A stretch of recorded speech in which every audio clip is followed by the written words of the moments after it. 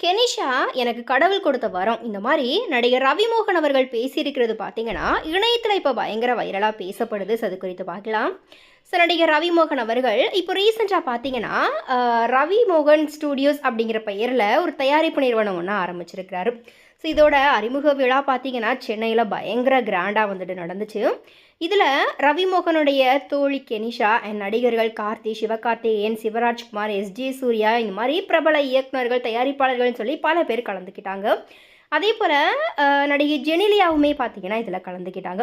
அதே போல் இந்த ஸ்டூடியோ ஓப்பனிங்க்கு முதல் நாள் பார்த்தீங்கன்னா ரவிமோகனும் கெனிஷாவும் வந்துட்டு ஒன்றா இந்த நிறுவனம் வெற்றி பெறணும் அப்படிங்கிறதுக்காக திருப்பதி போயிட்டு சுவாமி தரிசனம் கூட பண்ணியிருந்தாங்க.